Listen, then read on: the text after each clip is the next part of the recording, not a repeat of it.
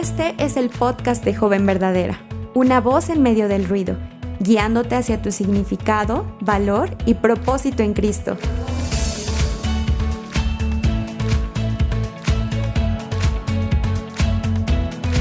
Hola, hola, jóvenes verdaderas. Un gusto estar aquí con ustedes. Yo soy Yamel de Jaramillo y tengo el honor de compartir con ustedes una interesante miniserie que tiene una mezcla de historia, los principios de nuestra fe cristiana y el mundo moderno, por decirlo así. Y yo les tengo una pregunta. ¿Alguna vez ustedes se han preguntado cómo reaccionaría Martín Lutero si viviera en el siglo XXI? Y quiero que juguemos un poco y quiero que se imaginen esto. Lutero no estaría clavando sus famosas tesis en la puerta de una iglesia. Probablemente él estaría publicando un hilo en X o subiendo quizás unos videos que se convertirían en virales a Instagram para compartir lo que le preocupaba.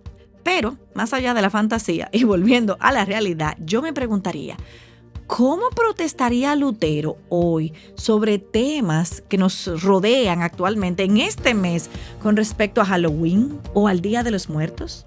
Ahora, vamos a imaginarnos por un momento que Martín Lutero, con este espíritu de protesta y amor por la verdad bíblica, fuera un influencer el día de hoy.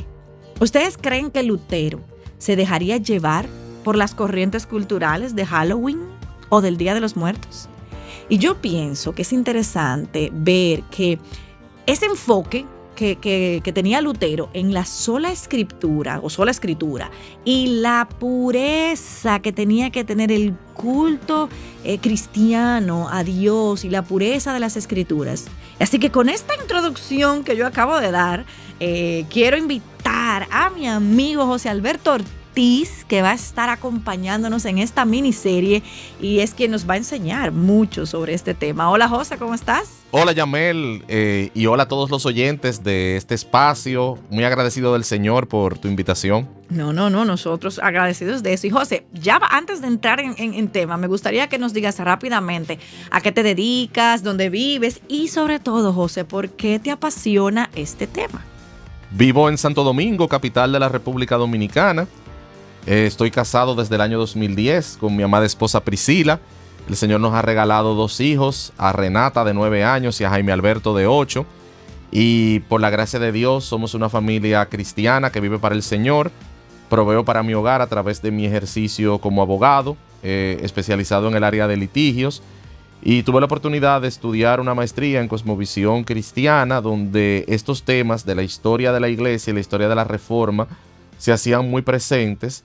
Más que todo porque como la cosmovisión nos enseña a ver la vida bajo los lentes de Dios, si algo los reformadores se propusieron, no solo fue que la iglesia de ese tiempo, que era la iglesia católica, se reformara y volviera a sus raíces bíblicas, sino que los ciudadanos aprendieran a vivir bajo los principios bíblicos, porque el cristianismo no es teoría, es práctica.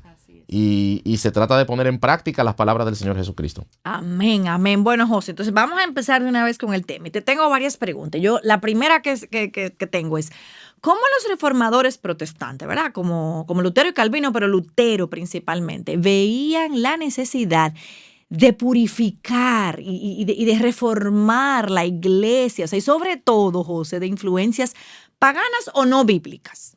Mira, en el caso de Lutero, que fue el que sentó las bases del movimiento reformado. Cuando Lutero arranca el movimiento en el año 1517, el enfoque de Lutero era que la iglesia volviera a la escritura.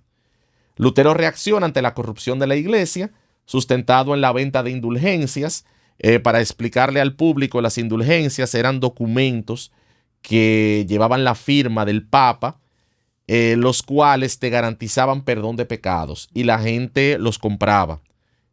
Con ese dinero fue que el Papa financió la construcción de la Basílica de San Pedro en el Vaticano, que usted la puede ver en el día de hoy cómo se levanta. Esa basílica o esa catedral se levantó con el dinero de la venta de indulgencias. Lutero reaccionó airado en Alemania, específicamente en el Principado de Wittenberg, y publica sus 95 tesis en la puerta de la Catedral de Wittenberg y contó con el apoyo del príncipe Federico de Sajonia, porque Wittenberg formaba parte de su principado. Y los príncipes alemanes, uno por uno, comenzaron a apoyar las reformas de Lutero. No por una razón cristiana, no por una razón religiosa, sino por una razón política, porque fue la forma de los príncipes reaccionar a la venta de indulgencias y a la influencia que el Papa y el Vaticano pretendían tener sobre los principados alemanes. El enfoque de Lutero fue ese, retornar a la iglesia a las escrituras. Juan Calvino, años más tarde, profundiza en el movimiento reformado. Y Juan Calvino lo que pretende es que esos principios de la reforma, esos principios bíblicos gobiernen las sociedades y que toda la sociedad se manejara bajo el lente del Señor. Por eso es que Ginebra, donde Juan Calvino lanza su movimiento, Calvino no era suizo, Calvino era francés, pero Juan Calvino lanza su movimiento en Suiza. Ginebra se convierte en una especie de capital del mundo reformado porque Ginebra se gobernaba bajo principios bíblicos y bajo principios de la reforma. Una de las razones de por qué Lutero y luego Calvino y los otros reformadores reaccionan no es solamente por la corrupción de la iglesia, sino por la alta presencia del paganismo en la iglesia. Hay que recordar que la iglesia católica nace de la unión del cristianismo primitivo, que estaba bajo persecución en la época del Imperio Romano, con el paganismo romano. Entonces, claro que ¿cómo reaccionarían Juan Calvino y Martín Lutero? Si ellos reaccionaron airados con la ira santa ante el paganismo en la iglesia, ¿qué no se diría del paganismo en la sociedad? Y sobre todo yo creo que ellos nos confrontarían a nosotros de que no hemos sido tan proactivos como ellos en luchar para que ese paganismo se frene. ¿Cómo está nuestra proclamación de la palabra de Dios? ¿Cómo está nuestra influencia en el mundo? Yo creo que si algo Lutero y Calvino reaccionarían y nos confrontarían en el día de hoy es cómo hemos permitido que la iglesia se deje influir por el mundo en lugar de la iglesia influir en el mundo. O sea, en lugar de la iglesia conquistar el mundo, como el Señor la manda en la gran comisión de ir por el mundo y hacer discípulos, y como los reformadores quisieron rescatar, hoy vemos una iglesia que está siendo lamentablemente ganada por el mundo. Wow. José, y ahí ahora que tú entras en esa parte, obviamente, de cómo el mundo está entrando, yo quisiera que tú nos hables un poquito entonces. Esto, o sea, ¿de dónde viene este origen de Halloween y del Día de los Muertos? Y cómo quizás podríamos compararlo con las prácticas que los reformadores criticaban, porque me suena mucho a lo que tú acabas de decir. Es esto, o sea, estas dos celebraciones que tenemos aquí ahora en el mes de octubre, porque es impresionante que la gente está más familiarizada con estos dos eventos que con la reforma.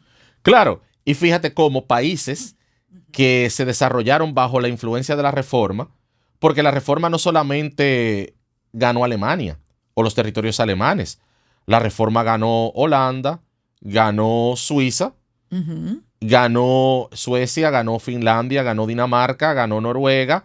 O sea, todo lo que es el norte de Europa fue impactada por la reforma. Y esos países se desarrollaron y crearon su cultura de trabajo y su ética de trabajo en base a los principios de la reforma. Sin embargo, usted se va a Suecia, yo que vivía allá, Exacto. Tú te vas a Suecia hoy, el 31 de octubre, nadie te habla de que ese es el día de la reforma. Wow. Sin embargo, el Halloween está muy presente en las calles suecas. La realidad es que Halloween, lo que hoy se conoce como Halloween, es una fiesta que, cristianamente hablando, bíblicamente hablando, fue desenmascarada. Porque siempre se nos explicó que el origen de Halloween tiene un origen, no cristiano, pero sí religioso. Pero la religión que da origen a Halloween, o el supuesto cristianismo que da origen a Halloween, es un cristianismo ya manchado y contaminado por el paganismo. Wow. Porque siempre se nos enseñó que el Halloween, si lo traducimos, si nos vamos a su origen etimológico en inglés, Halloween viene de Hallows Eve.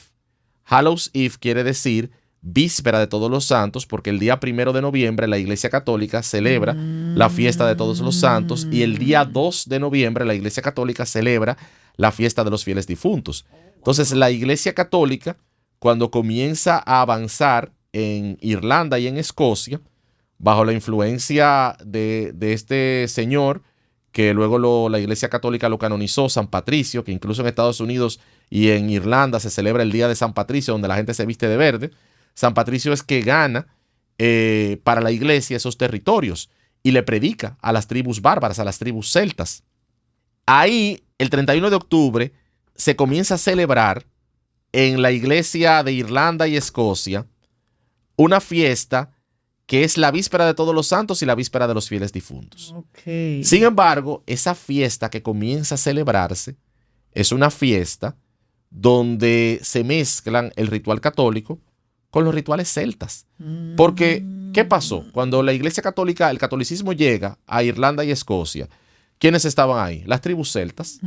Las tribus celtas se convierten, pero como pasó con el Imperio Romano, no es verdad que renunciaron a todas sus costumbres paganas. Ese paganismo se mezcló con el cristianismo. Así como el cristianismo primitivo se mezcló con el paganismo romano, ese catolicismo ya paganizado que llega a Irlanda y Escocia se mezcla con el paganismo celta.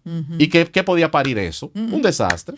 Entonces, claro, el trick or treat y la calabaza no comenzó ahí. Eso llegó mucho después. Pero pasaron los años, pasaron los siglos, y cuando los inmigrantes de Irlanda y Escocia comienzan a llegar a lo que es hoy Estados Unidos, sus fiestas la transportan a Estados Unidos. Y en la medida que el tema comercial se volvió relevante y se decidió hacer del Halloween un evento comercial, entonces llegan todos estos elementos que usted ve hoy en la fiesta. Pero la realidad es que a Halloween se le quitó su careta hace tiempo. ¿Por qué? Porque se trata de una fiesta que mezcla cristianismo con paganismo en sus orígenes, pero Dios todo lo revela y salió a relucir la verdadera naturaleza del Halloween, que su origen es pagano y por ende un origen satánico. Y hoy tenemos lo que se conoce del Halloween. Halloween no es una fiesta donde simplemente la gente va a pedir dulces. Halloween es una fiesta donde se hacen sesiones de espiritismo, donde hay mucha actividad maléfica desde el punto de vista espiritual, donde hay realmente una actividad demoníaca enorme y terrible. Eso es lo que sucede con el Halloween. Wow. José, y para nuestros oyentes, las jóvenes, que son, digamos, el principal target, que yo sé que me imagino la presión y todo eso, ¿qué principios de lo que aprendemos de estos hombres en la Reforma pudiéramos aplicar entonces para evaluar esa participación en Halloween y en Día de los Muertos? O sea, ¿cómo pudiera una joven decir, bueno, qué principios podríamos utilizar de bíblicos más que de la Reforma en ese sentido? Bueno, la realidad es que un principio bíblico es que la luz de Cristo no puede estar mezclada con las tinieblas. Un principio bíblico es que si tú te defines como cristiano o cristiana, tú no debes mezclarte en actividades donde el nombre de Satanás está envuelto. No es lícito, y el apóstol Pablo lo escribe en sus cartas, que estemos tomando de la copa de Dios, pero al mismo tiempo estemos tomando de la copa de los demonios. Wow. O sea, no estamos siendo legalistas. Es que la luz no puede estar mezclada con las tinieblas. Amén. Cuando el apóstol Pablo habla del yugo desigual, dice que la luz no puede caminar con las tinieblas. Pero dice, ¿caminará Cristo con Belial? O sea, ¿caminará Cristo con Satanás? Un cristiano no puede estar caminando con Satanás. Entonces, Halloween no debe, ya esto no debe ni siquiera formar parte de una discusión. No estamos hablando tampoco de que tenemos que ver a Satanás en todo. Como dicen popularmente, no podemos ver a Satanás hasta en la sopa. Exacto. Pero también Jesús, cuando le respondió a Satanás con la palabra en la tentación, le dijo claramente, no tentarás al Señor tu Dios. Amén. ¿Qué necesidad tenemos de estar tentando al Señor nuestro Dios? ¿Qué necesidad tenemos de exponernos a lo que sabemos que el mismo Jesús no se va a exponer? Así es. José, y me encanta que hayas tocado el tema de que el Señor utilizó la palabra para reprenderlo, porque para ir cerrando este primer episodio y digamos para que vuelvan la semana que viene, yo quiero que tú nos hables del concepto de sola escritura, solo la escritura, y cómo ese concepto debería influir en nuestras decisiones, en todo lo que nosotros como creyentes debemos participar. La realidad es que uno de los principios de la Reforma son 5 principios en que se sustentó el movimiento reformado: sola escritura, sola gracia, sola fide, solo Deo Gloria y solo Cristo, o solus Christus. Pero el concepto sola escritura básicamente quiere decir que solo la escritura interpreta la escritura y que solo la escritura debe dirigir la vida de la iglesia y la vida del cristiano. Lutero se enfocó con el tema de solo escritura en que el culto cristiano, el culto de la iglesia y la adoración a Dios debe estar influida solamente por la escritura. Por eso entonces la reacción del pueblo alemán cuando entendió lo que Lutero le quiso transmitir fue de una vez entrar a las iglesias, sacar las imágenes y quemarlas. Wow. Y Europa, yo quiero que ustedes sepan lo que produce la escritura, lo que produce la predicación de la escritura. La reacción del pueblo al conocer la verdad predicada por Lutero en 1517 fue el impacto nacional que tuvo o el impacto continental que tuvo, que en el norte de Europa, de un día para otro, en menos de 24 horas, las iglesias católicas se convirtieron en iglesias cristianas. Y lugares destinados al culto católico, en menos de 24 horas, se convirtieron en lugares de culto cristiano. El culto cristiano se tiene que manejar conforme a la escritura. Y nuestro culto a Dios no se limita a la iglesia, porque ese fue el éxito de la Reforma. Decirle al mundo que el culto cristiano no se limita al servicio religioso. El culto cristiano se tiene que transmitir a todas las áreas de la vida, a la familia, al trabajo y a todas las demás áreas. Y por eso Lutero puso de moda o puso en boga el concepto coram Deo, que es vivir de cara a Dios. Yo vivo de cara a Dios, en mi casa, en mi trabajo, en todas partes. Yo no solamente soy cristiano en la iglesia o en el lugar de culto, yo soy cristiano en todos los lugares donde voy y actúo cristianamente a todo donde voy. No es fácil, porque somos pecadores, nuestra carne está vendida al pecado, Satanás es el príncipe de este mundo, sin embargo tenemos el Espíritu de Dios dentro de nosotros y el Espíritu es que nos lleva a toda la verdad y la Escritura nos revela la verdad.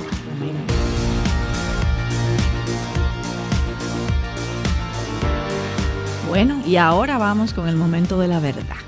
Mi amada joven, no te dejes llevar por la marea de lo que esta cultura te ofrece. Sé fiel a tus convicciones y pide al Señor de su ayuda para que tu conducta sea coherente con tu fe en Cristo y la obediencia a su palabra. José, con esto llegamos al final de este primer episodio. Y chicas, no se preocupen que esto no termina aquí. La próxima semana continuamos con este tema y vamos a estar hablando entonces de la Biblia y la Reforma, lo que es luz, tiniebla y muerte. José Alberto mencionó un concepto muy importante ahí que tiene que ver con la luz y nos estará compartiendo sobre entonces cómo las enseñanzas bíblicas y los principios que plantearon los reformadores nos ayudan a nosotros a entender estos conceptos de la luz y las tinieblas y cómo funciona eso. Así que no te lo pierdas, marca tu calendario y nos vemos la próxima semana para seguir hablando de esto. José, muchas gracias y esperamos entonces tenerte aquí la próxima semana. Chicas, la pregunta sigue siendo: ¿cómo estamos reflejando a Cristo en nuestras decisiones? Así que nos vemos la próxima semana aquí en el podcast de Joven Verdadera. Joven Verdadera es un ministerio de alcance de Aviva Nuestros Corazones. Para más recursos como este, visita avivanuestroscorazones.com.